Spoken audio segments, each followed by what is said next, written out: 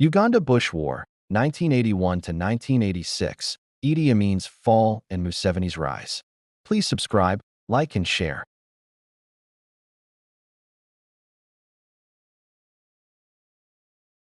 We talk about wars in the hope that men may learn to honorably avoid it. Background: pre-colonial and colonial foundations of conflict. Long before the idea of Uganda existed as a nation-state, the region was a mosaic of independent, highly organized political societies, each with its own systems of power, loyalty, and legitimacy. These pre-colonial arrangements shaped not only identity, but also expectations about authority, expectations that would later clash violently with colonial and post-colonial state structures. Pre-colonial political order. At the heart of the region stood the Kingdom of Buganda, the most centralized and administratively sophisticated polity in the area. Ruled by the Kabaka, Buganda maintained a hierarchical system of chiefs, taxation, and land tenure that allowed it to expand influence over surrounding territories. Its proximity to Lake Victoria enabled trade, military mobilization, and early contact with Arab and European traders, giving it strategic advantages over its neighbors.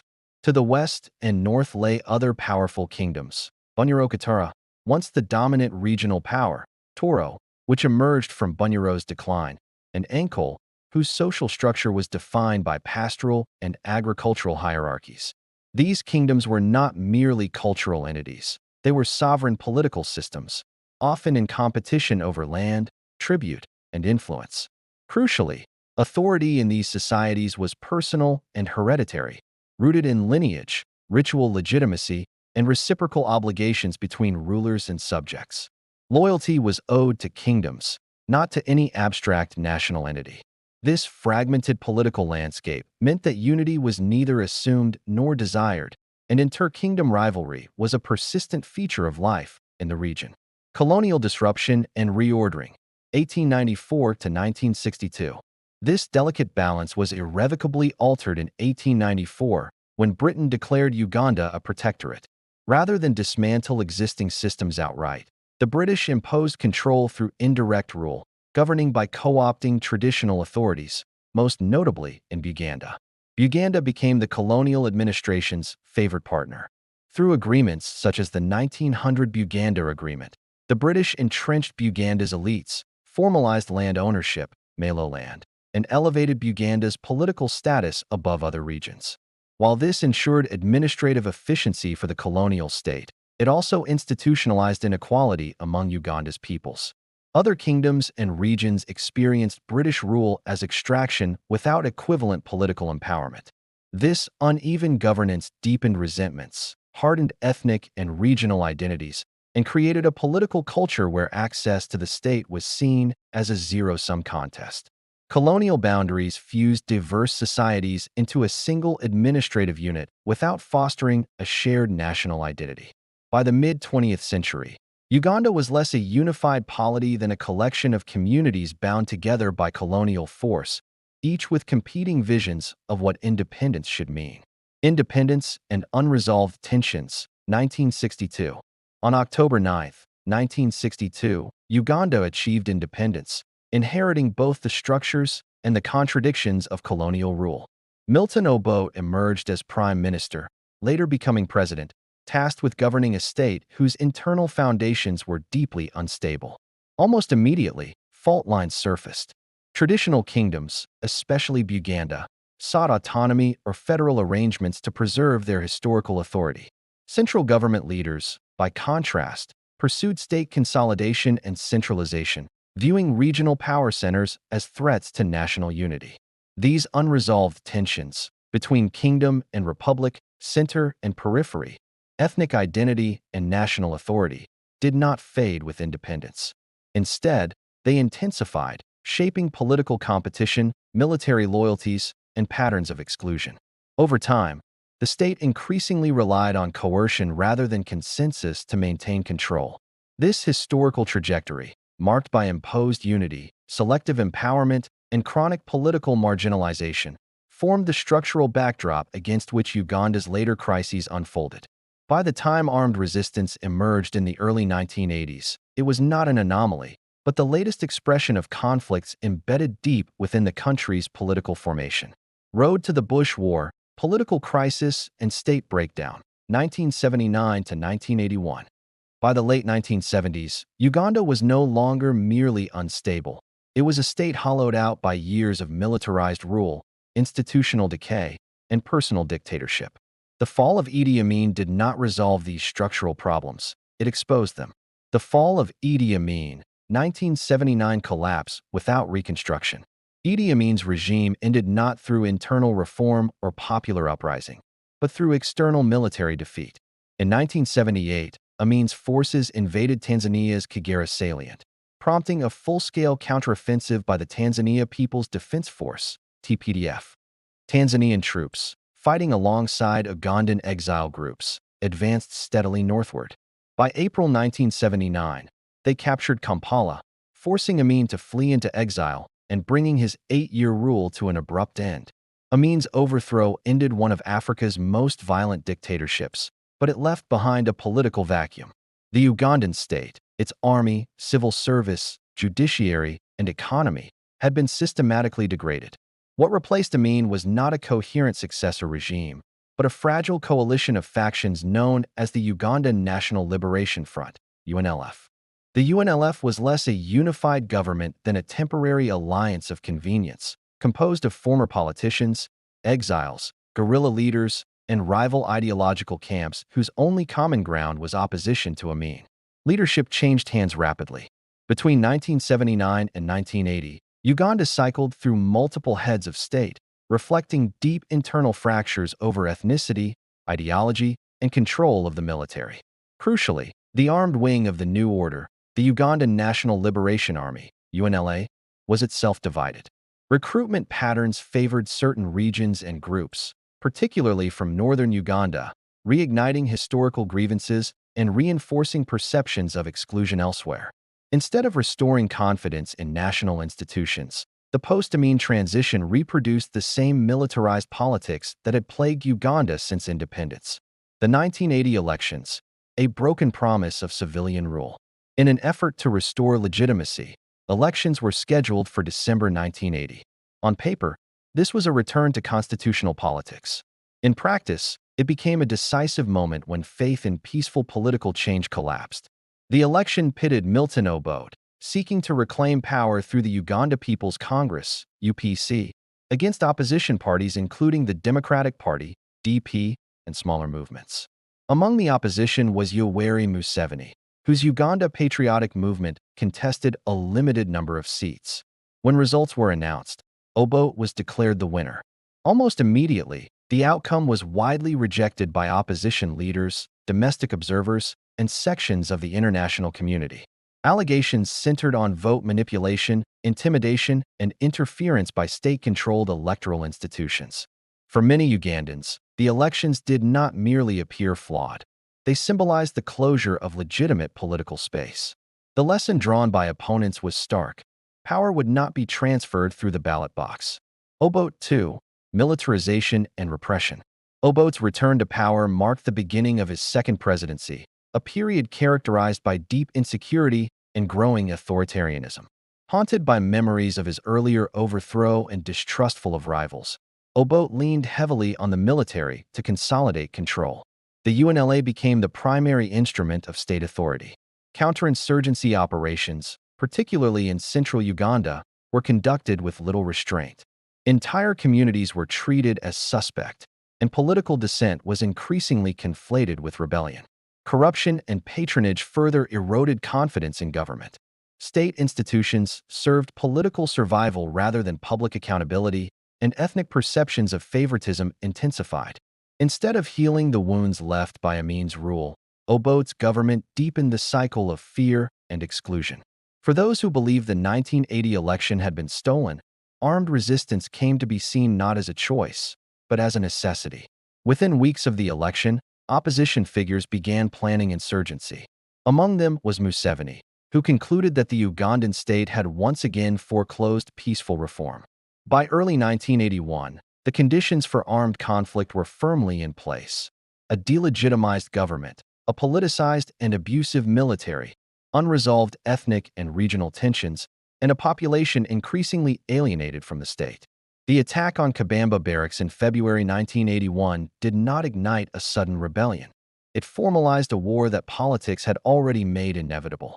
Launch of the Bush War, February 6, 1981. The Ugandan Bush War did not begin as a mass uprising. It began as a calculated act of defiance, carried out by a small, lightly armed group that had already concluded that the post-Amin political order had closed itself to peaceful change. The Kabambo attack, a statement more than a victory. In the early hours of February 6, 1981, Yoweri Kaguta Museveni and approximately 40 to 50 fighters moved toward the Kabamba military barracks in Mubin district, central Uganda. The target was modest but deliberate.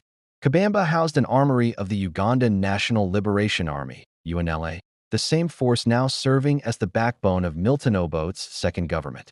The attack was intended less as a conventional military operation and more as a political declaration.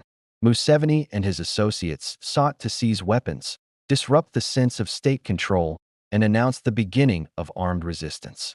The operation itself was only partially successful. Intelligence failures meant that fewer weapons were captured than anticipated, and government forces responded quickly.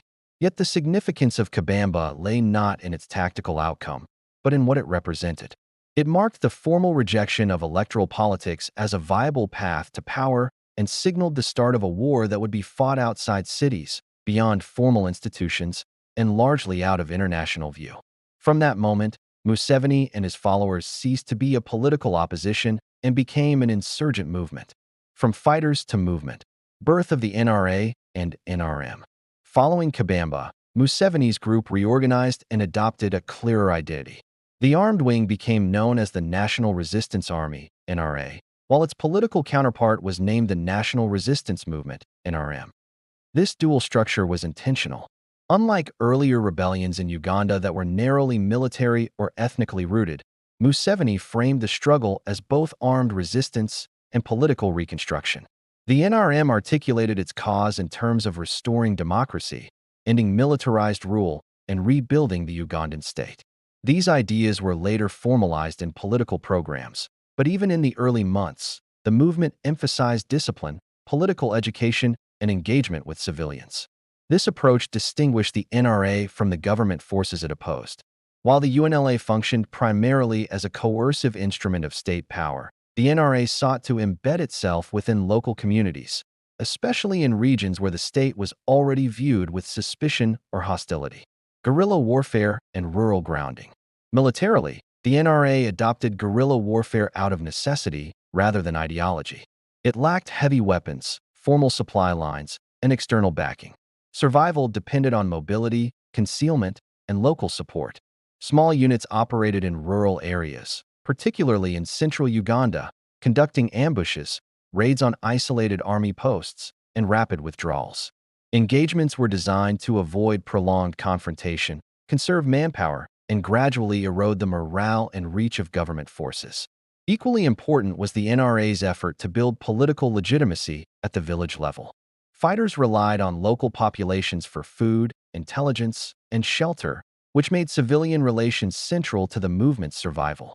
In areas where the UNLA was already associated with abuses, this strategy proved effective in gaining sympathy, even among those not initially aligned with Museveni's cause.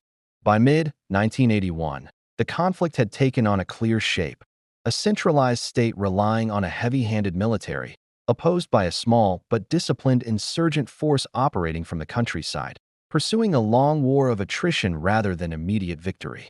What began at Kabamba as a failed raid had, within months, evolved into a sustained rebellion, one that would steadily expand in scope, organization, and ambition over the next 5 years.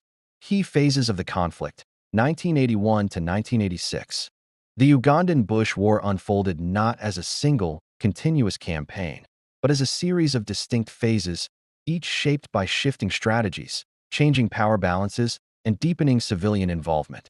What began as a small rural insurgency gradually transformed into a nationwide struggle that the state could no longer contain. 1981 to 1983, Luro Triangle and the logic of guerrilla war. In the war's early years, the conflict settled into the Luro Triangle, a stretch of central Uganda north of Kampala. This region was not chosen by accident. Its dense vegetation, dispersed settlements, and proximity to the capital made it ideal for guerrilla operations while also symbolically threatening the heart of state power. Here, the National Resistance Army, NRA, focused on survival and consolidation rather than territorial conquest. Small, mobile units carried out ambushes on UNLA patrols, raided isolated detachments for weapons, and avoided direct confrontation. Over time, the NRA carved out areas of effective control, often referred to as liberated zones, where government presence became intermittent or non-existent. The NRA's growth was slow but deliberate. Recruitment drew from local populations alienated by the state, including youths displaced by violence and communities subjected to arbitrary military rule. Political education and internal discipline were emphasized as tools of cohesion, reinforcing the idea that the war was not merely about seizing power, but about reshaping governance. The government response, led by the Ugandan National Liberation Army, UNLA, followed a different logic. Viewing the insurgency as rooted in civilian collaboration, UNLA commanders pursued collective punishment and scorched earth tactics. Villages suspected of aiding rebels were subjected to reprisals, mass detentions, and forced displacement. These operations inflicted severe civilian suffering and further undermined the government's legitimacy in central Uganda. Rather than isolating the NRA, repression often widened the gap between the state and the population, turning the Luro Triangle into both a battlefield and a humanitarian crisis. 1984 to 1985, intensification and strategic expansion. By 1984, the conflict had entered a more intensive and geographically expansive phase. The NRA, now better armed and more experienced, began pushing beyond its original strongholds. Operations increased in scale and coordination, signaling a shift from survival to strategic offense. The UNLA, meanwhile, was under mounting strain. Prolonged deployment, poor logistics, internal ethnic divisions, and declining morale weakened its effectiveness. Command cohesion deteriorated, and loyalty to the central government became increasingly fragile. Violence escalated on both sides. Civilian populations continued to bear the brunt of the war, as control of territory shifted back and forth. However, the balance was changing. The NRA's ability to sustain operations, protect supply routes, and coordinate attacks improved markedly. Politically, Milton Obote's authority was eroding. His government faced growing isolation, economic collapse, and distrust even within its own military. By early 1985, it was clear that the state was fighting not just an insurgency, but an internal crisis of survival.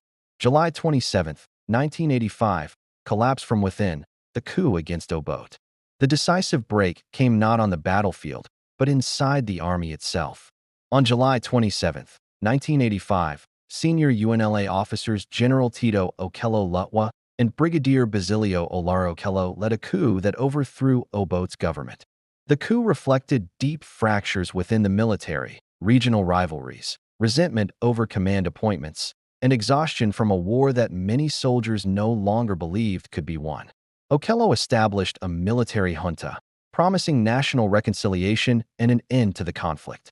Recognizing the UNLA's weakened position, the new regime opened negotiations with the NRA, leading to the Nairobi peace talks later in 1985. These talks, however, were undermined by mutual distrust. The NRA viewed the junta as another illegitimate military regime, while Okello's government lacked the cohesion and authority to enforce any agreement. Ceasefires were violated, parallel offensives continued, and neither side believed the other was negotiating in good faith. The talks bought time, but not peace. Late 1985, early 1986, the final offensive. As negotiations collapsed, the NRA moved decisively. What followed was a coordinated military campaign aimed at seizing state power outright. NRA forces advanced steadily from central Uganda, capturing key towns and transport corridors. Unlike earlier hit-and-run operations, this phase involved sustained engagements and territorial consolidation. The UNLA, already fragmented by the coup, struggled to mount effective resistance. Units defected, withdrew, or dissolved entirely. By January 1986, The NRA had encircled Kampala. After days of fighting, the capital fell and the Okello government disintegrated. On January 29, 1986, Yoweri Museveni was sworn in as president, formally ending the Bush War. What had begun 5 years earlier as a failed raid on a rural barracks concluded with the collapse of the Ugandan state as it had existed since independence, and the emergence of a new political order forged through protracted insurgency. Battle of Kampala and NRA victory, January 1986. By January 1986, the war for Uganda was no longer being fought over legitimacy or negotiation. It was being decided by momentum. The state that had survived coups, elections, and insurgency for decades was now hollow, fractured, and barely holding its capital. January 17, 1986, the offensive begins. On January 17, 1986, the National Resistance Army, NRA, launched a coordinated assault on Kampala, Uganda's political and administrative center. This was not a sudden gamble, but the final phase of a campaign years in the making. By this point, NRA units had already secured much of central Uganda, cutting supply routes and isolating the capital from reliable reinforcement. The attack unfolded along multiple axes, with NRA columns advancing from positions they had consolidated during late 1985. Unlike earlier guerrilla operations, this phase involved sustained engagements, heavier weapons captured over years of fighting, and clearer command coordination. The objective was not disruption, it was control. Inside Kampala, the defending forces were a weakened coalition of Ugandan National Liberation Army, UNLA, units and allied militias nominally loyal to President Tito Okello Lutwa's military government. On paper, the defenders still outnumbered the attackers, with estimates placing UNLA and allied forces at 12,000 or more, compared to approximately 9,600 NRA fighters. In reality, numerical advantage no longer translated into combat effectiveness. A capital without a state, the UNLA defending Kampala was already in advanced stages of disintegration. The July 1985 coup had shattered command unity, and months of failed negotiations had eroded morale. Many soldiers were uncertain whom they were fighting for, or whether the government they served would survive the week. As fighting intensified, entire units withdrew without orders. Others collapsed under pressure, abandoning positions or defecting. Communications broke down, ammunition shortages worsened, and leadership at multiple levels became paralyzed.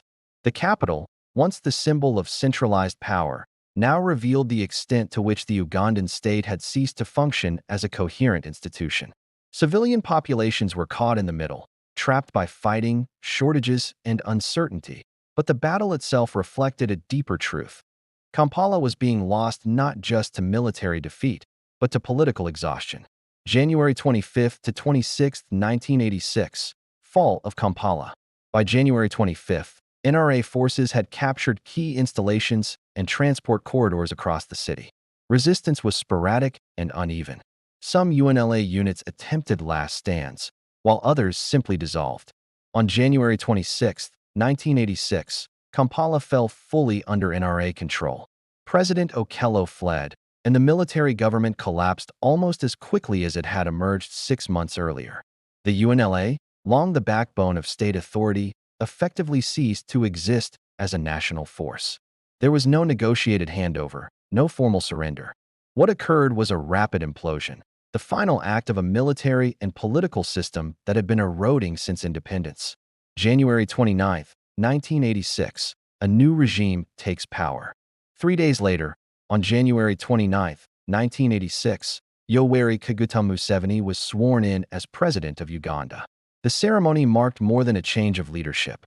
It signaled the end of the Ugandan Bush War and the emergence of a new governing order under the National Resistance Movement, NRM. Museveni's victory was rooted not solely in battlefield success, but in a long campaign that combined armed struggle with political organization, rural mobilization, and the steady delegitimization of successive governments. The capture of Kampala formalized a reality that had already taken shape. The old state had collapsed, and a new one, formed through insurgency, was now in control. End of the war, beginning of a new era. The fall of Kampala closed a 5-year conflict that began with a failed raid on a rural barracks and ended with the capture of the capital. It ushered in a period of reconstruction, reform, and consolidation under the NRM, along with new challenges that would define Uganda's politics for decades to come. The Bush War ended not with reconciliation, but with replacement, one political military system giving way to another, forged in the countryside and finalized in the capital. Key figures in the Uganda Bush War. The Uganda Bush War was not driven by ideology alone. It was shaped by individuals whose personal trajectories mirrored the rise and collapse of the Ugandan state itself. Men forged in exile, coups, failed elections, and militarized politics. Yoweri Kaguta Museveni, insurgent, strategist, state builder. At the center of the conflict stood Yoweri Kaguta Museveni, a figure whose political life had been shaped long before 1981. Museveni had participated in earlier struggles against Idi Amin and had been part of the post-Amin political transition. His decision to wage war was not impulsive. It followed years of engagement with Uganda's broken electoral and military systems. After contesting and rejecting the 1980 elections, Museveni concluded that Uganda's political order had become self-perpetuating and impervious to reform. As leader of the National Resistance Army, NRA, and its political wing, the National Resistance Movement, NRM, he framed the insurgency as both a military campaign and a project of national reconstruction. Museveni's leadership style emphasized discipline, political education, and long-term strategy. Unlike previous insurgent leaders, he sought to institutionalize authority even while fighting, laying the groundwork for governance before seizing power. By the time he entered Kampala in January 1986, Museveni was not merely a victorious rebel commander. He was already acting as a head of state in waiting. Milton Obote, architect of the state, prisoner of power. Milton Obote was not an outsider to Uganda's crises. He was one of their principal architects. As Uganda's first post-independence leader, Obote had overseen the early centralization of power and the erosion of federal arrangements with traditional kingdoms. His overthrow by Idi Amin in 1971 did not end his influence. It merely postponed it. When Obote returned to power in 1980, his second presidency was shaped by fear of repetition. Determined to prevent another coup, he relied heavily on the military, particularly the Ugandan National Liberation Army, UNLA. This reliance came at a cost. Governance became increasingly coercive, opposition was treated as rebellion, and regions suspected of disloyalty were subjected to force. Obote's inability or unwillingness to rebuild legitimacy after the contested election turned political opposition into armed resistance. His fall in 1985 did not come at the hands of the NRA, but through internal military betrayal, underscoring how thoroughly power had shifted away from civilian authority under his rule. Tito Okello Lutwa, the accidental head of state. General Tito Okello Lutwa emerged not as a revolutionary, but as a compromise figure within a collapsing military. A senior UNLA officer, Okello became president after the July 27, 1985 coup that removed Obote. His rise reflected the depth of fragmentation within the army rather than a coherent political vision. Okello inherited a state already in free fall. His government controlled the capital but little else, and its authority depended on fractured military units with limited loyalty. Recognizing this weakness, Okello pursued negotiations with the NRA, leading to the Nairobi peace talks. Yet Okello's presidency was defined by contradiction. He sought peace while commanding a force incapable of enforcing it. Without a unified army or credible civilian support, his regime functioned more as an interlude than a solution. When Kampala fell in January 1986, his government collapsed with minimal resistance. Basilio Olariokello, the coup's military enforcer. Basilio Olariokello, a brigadier in the UNLA, played a decisive operational role in the 1985 coup alongside Tito Okello. While Tito became head of state, Basilio represented the hard military edge of the new junta. His participation reflected long-standing grievances within the army, including perceptions of favoritism, regional imbalance, and exhaustion from a war that had become unwinnable.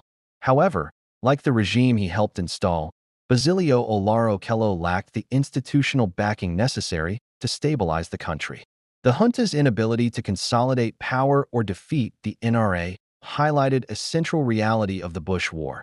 Control of the army no longer guaranteed control of the state. Salim Saleh, battlefield commander and power broker. Among the NRA's senior commanders, Salim Saleh, Museveni's brother, played a critical role in military operations. Saleh was instrumental in organizing guerrilla units, managing logistics, and sustaining the NRA's fighting capacity during its most precarious years. His prominence reflected both trust within the movement and the importance of personal loyalty in insurgent warfare. After the war, Saleh remained influential within Uganda's military and political structures, illustrating how the NRA's wartime hierarchy transitioned into post-war power networks. Other rebel figures, networks beyond borders. The NRA was not a closed Ugandan formation. Figures such as Sam Magera contributed to early resistance efforts, while fighters like Fred Rwigema, a Rwandan exile, exemplified the regional dimension of the war. Rwigima's participation underscored how Uganda's conflict intersected with broader refugee and exile politics in the Great Lakes region. These transnational connections would later have far-reaching consequences, particularly in Rwanda, highlighting how the Bush War reshaped not only Uganda's future but regional power dynamics as well. A war shaped by people, not just forces. The Uganda Bush War was ultimately decided not only by troop movements and battles, but by leadership choices, institutional decay, and competing visions of authority. Each of these figures, whether insurgent, president, or general, embodied a different response to Uganda's long crisis of statehood. Their interactions produced a defining outcome: the collapse of one political order and the rise of another, forged through war rather than consensus. Political issues and national interests. The Uganda Bush War was not an accident of history, nor merely a clash of armed groups. It was the outcome of a systemic breakdown in political legitimacy, where the state lost its ability to govern through consent and increasingly relied on force, until force itself became contested. The collapse of electoral legitimacy. At the core of the conflict lay a crisis of political credibility. The 1980 general elections, meant to restore civilian rule after years of dictatorship and chaos, instead deepened mistrust in the state. Allegations of manipulation were widespread and persistent, cutting across party lines and regions. For many Ugandans, especially political actors who had participated in the post-Amin transition, the elections marked a decisive moment. The message received was not simply that the process was flawed, but that access to power had been structurally closed. Legal opposition appeared futile, constitutional politics seemed performative rather than real. This perception had profound consequences. Armed resistance gained legitimacy not because violence was preferred, but because peaceful avenues were seen as deliberately blocked. The insurgency that followed drew moral force from the belief that the political system had invalidated its own rules. In this sense, the Bush War was less a rebellion against a government than a revolt against a political order that no longer believed in its own procedures. Militarization of the state and the politics of fear. Milton Obote's second administration responded to insecurity not by rebuilding trust, but by deepening its reliance on the military. The Uganda National Liberation Army, UNLA, became the primary instrument of governance, particularly in regions deemed politically unreliable. This militarization had two reinforcing effects. First, it blurred the line between civilian dissent and armed rebellion. Communities were treated as hostile not because they were fighting, but because they were suspected of sympathy. Second, it sharpened ethnic and regional tensions within both the army and society at large. Recruitment patterns, command structures, and operational deployments reflected historical grievances. For civilians in central Uganda, the state increasingly appeared as an occupying force rather than a national institution. Fear replaced loyalty, compliance replaced consent. Rather than suppressing rebellion, military abuses expanded the social base from which resistance could draw. Each reprisal, mass detention, or forced displacement reinforced the idea that the state was incapable of impartial rule. Guerrilla strategy as political warfare. Against this backdrop, the National Resistance Army, NRA, pursued a strategy that was as political as it was military. Guerrilla warfare was not simply a response to material weakness. It was a way of exploiting the state's loss of legitimacy. Operating in rural areas where government authority was already contested, the NRA embedded itself within local communities. Asymmetric tactics, ambushes, raids, rapid withdrawals, allowed the movement to survive militarily. But its deeper advantage lay in its ability to present itself as an alternative order, however limited or provisional. By avoiding large-scale confrontations early on, the NRA forced the government into overreaction. Each heavy-handed counterinsurgency operation widened the gap between the state and its citizens. Over time, this dynamic tipped the balance. The government held cities and formal institutions, while the insurgency gained social depth and territorial resilience. The war thus became a contest not just of arms, but of who could claim moral authority in the countryside. External influences and regional context. Although the fighting itself was overwhelmingly internal, Uganda's conflict cannot be separated from the regional politics of East Africa in the late 1970s and early 1980s. The overthrow of Idi Amin in 1979, achieved with decisive Tanzanian military intervention, reshaped Uganda's strategic environment. It demonstrated that regimes could fall through force and left behind armed exile groups, unresolved alliances, and a militarized political culture. Uganda's borders were porous, and its instability intersected with broader regional issues, refugee movements, exile politics, and shifting alliances among neighboring states. Fighters, weapons, and ideas crossed borders with relative ease, embedding Uganda's internal conflict within a wider regional security landscape. These external factors did not cause the Bush War, but they conditioned its trajectory, influencing how long it lasted, how it was fought, and how its outcome reverberated beyond Uganda. A conflict driven by legitimacy, not just power. Ultimately, the Bush War was fueled by a convergence of failures, a discredited electoral process, a state that governed through fear, and a military that could no longer unify the nation it claimed to defend. The NRA succeeded not simply because it won battles, but because it fought a state that had lost the political argument before it lost the war. What emerged from the conflict was not merely a new government, but a new answer, contested and incomplete, to Uganda's long struggle over authority, inclusion, and national purpose. Casualties, impact, and aftermath. The end of the Uganda Bush War did not arrive with relief so much as with exhaustion. By January 1986, the conflict had reshaped entire regions, uprooted communities, and left scars that would long outlast the gunfire. Human cost, a war fought among civilians. The greatest burden of the Bush War fell not on armies, but on ordinary civilians, particularly in central Uganda's Luro Triangle, where the conflict was most intense and prolonged.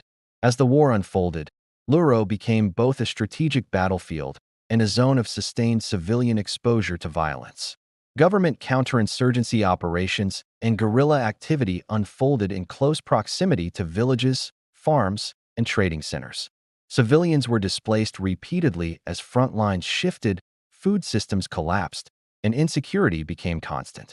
Reliable casualty figures remain elusive. Record-keeping during the war was poor, and political narratives after 1986 further complicated accounting. What is clear is that tens of thousands, and possibly far more, were killed, displaced, or otherwise directly affected, with entire communities depopulated and livelihoods destroyed. Beyond deaths, the war produced widespread displacement, family separation, loss of property, and long-term trauma. Agricultural production in affected areas collapsed, contributing to hunger and economic breakdown. Social trust between communities and the state, and among communities themselves, was deeply eroded. The Luro Triangle, in particular, came to symbolize the human cost of Uganda's post-independence crises, a place where the state's failure to govern through consent translated into prolonged suffering for those caught in between. Aftermath, reconstruction, and unfinished peace. When Yoweri Museveni and the National Resistance Movement, NRM, took power in 1986, they inherited a country in institutional ruin. The economy was shattered, infrastructure degraded, and public confidence in government almost non-existent. The new administration moved quickly to consolidate control and restore basic state functions. Politically, the NRM emphasized stability, discipline, and national unity, framing its rule as a corrective to decades of misgovernance. Economically, the government pursued reconstruction, stabilization, and later structural reforms aimed at reviving production and attracting external support. In many parts of central and western Uganda, relative security returned for the first time in years. Roads reopened, markets revived, and displaced populations began to resettle. For these regions, 1986 marked a genuine turning point. Yet the end of the Bush War did not mean the end of conflict nationwide. In northern and eastern Uganda, unresolved grievances, regional marginalization, and the legacy of militarization gave rise to new insurgencies in the years that followed. These conflicts reflected long-standing divides that the Bush War had not resolved, and in some cases had deepened. Thus, the NRA's victory closed one chapter of Uganda's violence, but opened another phase in which peace was uneven and incomplete, shaped by geography, history, and the distribution of power in the post-war state. A war that redefined the state. The Bush War's most enduring impact was not only demographic or economic, it was political. It marked the replacement of one governing order with another, forged through armed struggle rather than negotiated consensus. For many Ugandans, 1986 represented liberation from chaos. For others, it marked the beginning of a new, unresolved relationship with the state. The legacy of the war continues to influence Uganda's politics, civil, military relations, and debates over legitimacy to this day. If this episode open was insightful for you, please subscribe, like, and share.